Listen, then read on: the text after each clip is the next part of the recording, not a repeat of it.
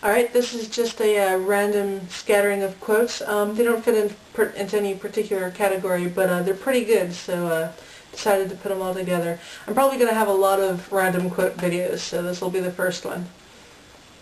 Michelangelo. If you knew how much work was put into it, you wouldn't call it genius. Terry Goodkind. He is a fantasy writer. My brother reads a bunch of his stuff. One of his main characters says, "People are stupid. They will believe what they want to be true or what they fear to be true." Orwell. Freedom is the freedom to say that 2 plus 2 make 4. If that is granted, all else follows. Einstein. If you cannot explain it simply, you don't understand it well enough. Confucius. Better a diamond with a flaw than a pebble without. Hume. There is nothing to be learned from a professor which is not to be met with in books.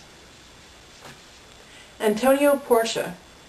They will say you are on the wrong road, if it is your own. Sven-Göran Eriksson. The greatest barrier to success is the fear of failure. Rudyard Kipling.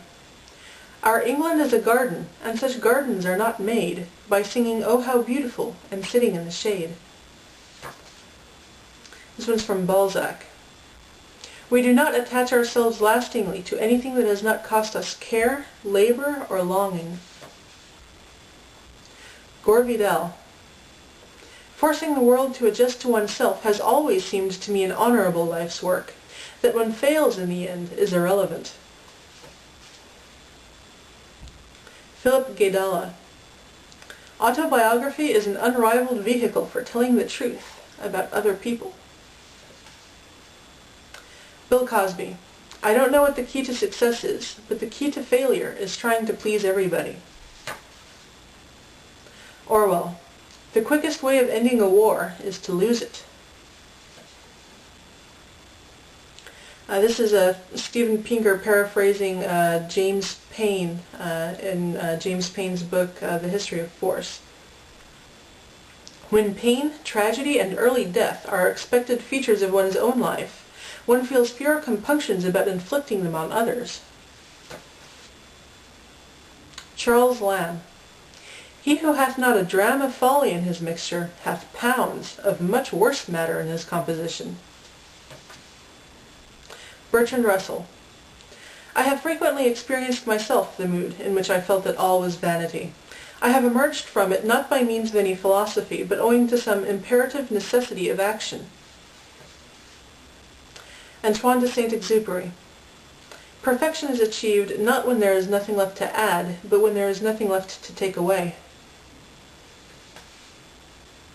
Robert Heinlein. Most people can't think. Most of the remainder won't think. The small fraction who do think mostly can't do it very well. The extremely tiny fraction who think regularly, accurately, creatively, and without self-delusion. In the long run, these are the only people who count.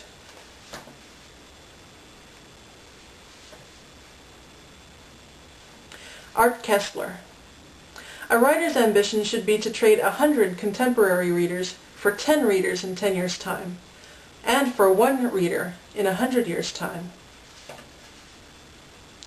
Orwell. Good writing is like a window pane. Thoreau. As if you could kill time without injuring eternity.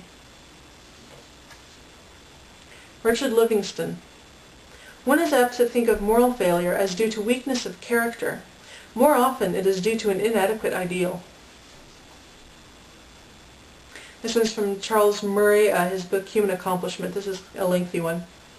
It may well be that the period from the Enlightenment through the 20th century will eventually be seen as a kind of adolescence of the species, a time when humans were deprived of the comforting simplicities of childhood and exposed to more complex knowledge about the world.